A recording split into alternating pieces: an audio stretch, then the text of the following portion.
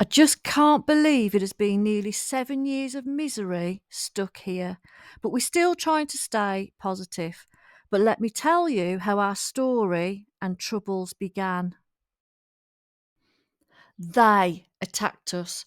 It's difficult enough running a hospitality business in the UK without people deliberately trying to destroy your new business, especially when this involves some of your highest ranking and essential staff and their family, who had the clear intention of damaging my business, my personal reputation, and all this I can show with indisputable evidence, including screenshots of what they published on social media.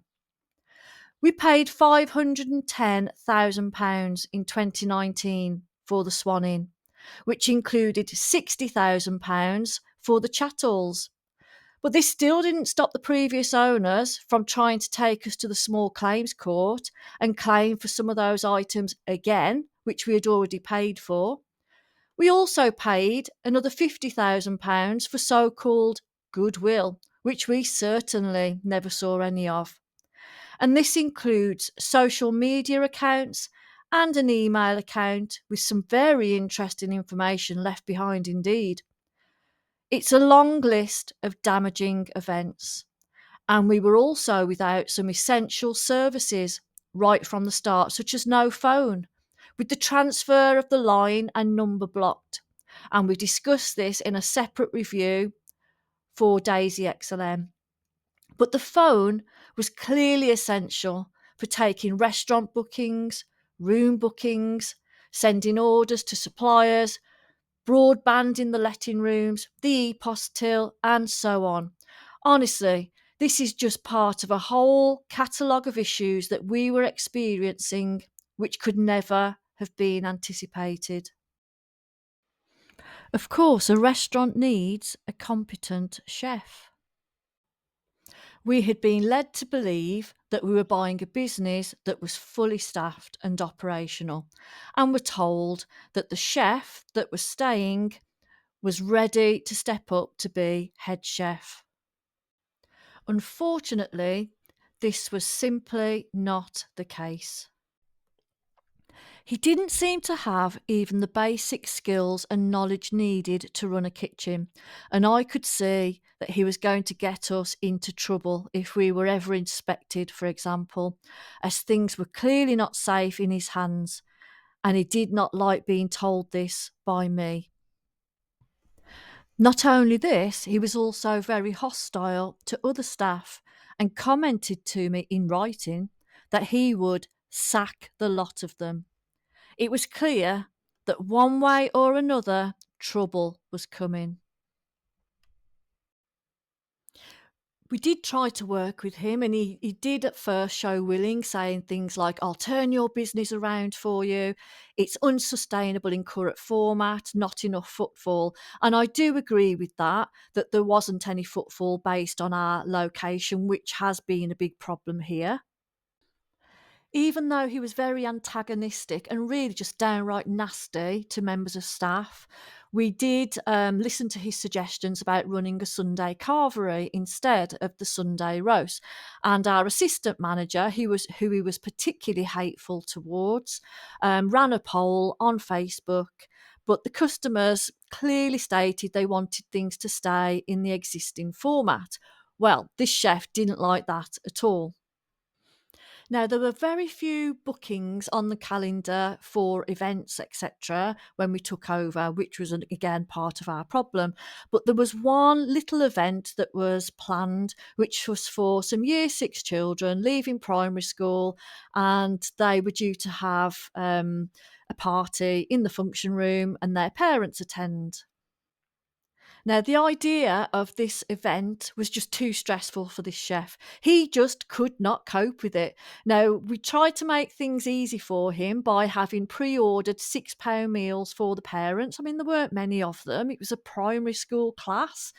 But he just couldn't cope with that at all. And he became nastier and nastier to our assistant manager. And again, I have this in the WhatsApp conversation. Now, another chef had been due to start when we took over.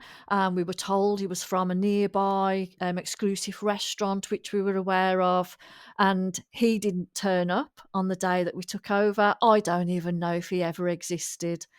But anyway, we now had this one chef, and then this happened.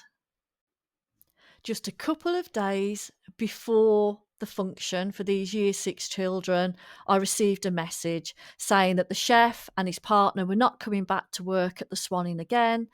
And then he left his invoices, because they chose to be self employed, in the kitchen for payment. So I'll tell you what happened with that function shortly, but let's focus on this chef and what happened after he left. Well, he then started harassing me for payment, even though he was usually paid on the same day as the other staff. In fact, the other staff were paid a week in arrears, whereas he was paid by invoice on at the end of each week. Now, I did initially leave in the whole of this WhatsApp conversation to show you, but I've taken it out for now at least. But what followed was nothing short of threatening behaviour and harassment. If he wants to challenge me on that, he's more than welcome to go ahead, because I've got the proof. But you can see he left his invoices on the 17th of July. That was the first message. But then he tells me that that invoice, this is in the next message, that it has to be paid within 3 days because he's deciding that. So I ignored him. But then he threatens me, saying that if I don't pay him the £173 immediately, then he's going to come into the restaurant. Well, there was no way I was going to bow down to that, and I just ignored his childish behaviour. But then he just starts harassing me even more. You can see now this is 3 days after he left, and it's after midnight, starting at 19 minutes past midnight, then 22, 24, 26, etc. Message after message after message. Well, I was just asleep. I mean, what an idiot. But in there is just further threats about what's going to happen if I don't pay him immediately. But you can see I've put a screenshot from my bank statement. He was paid on the 22nd, only 5 days after he left with no notice, at the same time that I paid my other staff. Now, in the meantime, his daughter got involved, someone I've never even met. Now, again, I did initially leave in her full name and her Facebook picture because she published it herself, so I'm well within my rights to share this information. I put this in episode 1. If you want to publish information online, if you are one of those trolls, it doesn't go away. Now, this was on the Bridgnorth jobs page on Facebook, and we were without a chef for a long time. So this clearly could have had a big impact. In fact, I will claim it's evidence as to part of the reason why we didn't have a replacement chef. As for the internet trolls I showed in episode 1, she can hardly string a sentence together. I mean, look at that, perspective chefs. Does she mean prospective? No apostrophe in dad's. But you can see she's put my name, she's mentioned my business, and there was a major impact. Now, maybe what happened next was my fault, but what would you have done? Would you have cancelled the function for the year 6 children, looking forward to their disco and buffet, or would you have gone ahead and run it? Well, I'm not someone who just gives up, and I certainly wasn't going to let those kids down. On the day of the function, I arrived at the pub early afternoon, and I'd just finished work in my other job for the summer. Everything had been carefully planned, including all of the food and non-alcoholic cocktails for the kids. And we stood a chance of getting through the situation, thinking that we'd be able to avoid further damage to reputation. I remember standing in the bar feeling absolutely exhausted, which was normal given my particular day job and all the problems that we'd been experiencing so far, which I haven't even told you about yet. And we were ready to step up and get through with the help of our then assistant manager helping me in the kitchen and the hard-working staff out front. We were just about to go into the kitchen to get started when in walked in the local environmental health officer. Oh my God. It would not have been a problem ordinarily. This is what they're supposed to do for new owners, and we had obtained all the required level 3 qualifications months earlier and notified all of the relevant departments that we were buying the pub. But this now meant a full, unannounced inspection of all areas, documentation to be produced and scrutinised, subject knowledge tested, etc. But this meant that we couldn't even get started preparing the food and time was passing us by. However, I was still determined not to let those kids down. Fortunately, we passed the inspection with a 5-star rating in all areas, but it didn't help us that day. The second that inspection was over, our plan in the kitchen was put into action. So the buffet for the children was produced absolutely fine and for the requested time. So children and their families started to arrive, but then the instructions were changed and the buffet, we were told, was now not needed until later. Well, we had wanted to clear the buffet out of the kitchen ready to cook the food for the parents. Out front, the parents had all arrived and descended on the bar all at the same time and were about 4 people deep. I'm told it was chaos and some people were not very patient. In fact, they were quite rude to staff. And that is before they had even been served alcohol. But the staff out front kept their cool and got us through that part. But then the parents started demanding their food that they had pre-ordered and all expected it to come straight out. Well, at first, the food was going out fine, but it was just an impossible expectation for it all to go out so quickly. So food had been left heating on the stove as well and started to overcook, and the quality started to deteriorate. Now, many people were understanding when a full explanation was given, but there was this one group of people who were particularly aggressive and vile, shouting in the faces of staff, right in front of their faces. I don't know whether they'd been drinking before they came, but there was something very odd about them. They were absolutely off the chart nasty.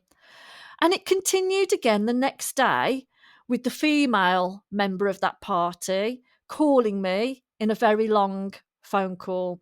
Now, I'm used to dealing with difficult people in my day job, but I can honestly say that this group of people were totally unreasonable, and the onlookers, the other very nice parents, just looked very embarrassed, but they were clever enough to understand the difficulties that day.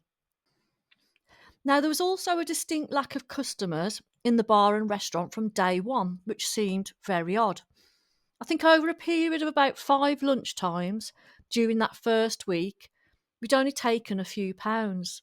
And we later found out, when customers started to come back, that they had been led to believe that the Swan Inn was closing when it was sold. So, as well as having no pub and restaurant customers, we had another problem in that the Booking.com account had not transferred either. But Booking.com refused to even discuss the situation with me, apart from saying that no transfer request had been sent, and therefore I could not take over the existing listing and take bookings or payments. All that they would offer was that I could set up a whole new listing from scratch, but that would take up a lot of time and I would lose the existing bookings. So the lack of bookings for the rooms, restaurant, etc. carried on until the assistant manager identified the problem. Now, they knew the password for the previous owner's account and logged in to find that the transfer request had not been sent correctly. My email address had been submitted with a space in it, therefore I never received the initial transfer acceptance email to start the process of transferring the account. Now, this was immediately corrected, but it still took another few days to complete the transfer process, therefore a big financial loss for us in the meantime. In fact, £650 a day in room bookings. Well, I really was now starting to wonder why so many things were going wrong already. The day after purchase, I had received a call at work from staff to say that water was gushing out of the side of the building from our second floor flat. and that it was accumulating outside the kitchen door.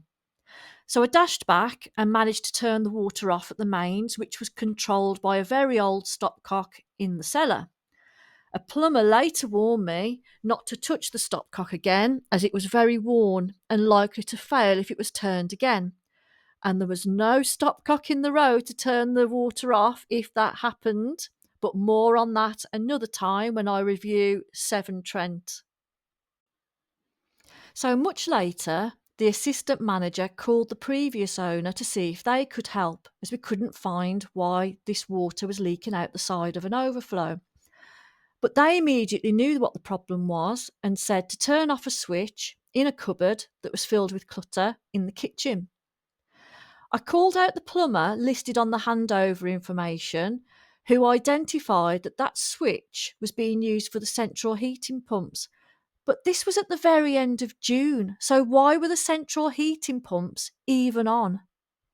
Now, the list of problems just goes on and on and on. But one of the most time-consuming problems, even more than with Daisy XLN, the phone and broadband providers, was dealing with the electricity provider, npower. Now I'm going to create a separate review video for npower, just like I did for Daisy XLN, where I will include in that again how this was yet again the previous owner's fault. So these are just some of the people that have tried to hurt us here at the Swan Inn, and there's a lot more to tell, believe it or not, which I will tell you about in another episode. But please subscribe, keep listening, and we'll keep going.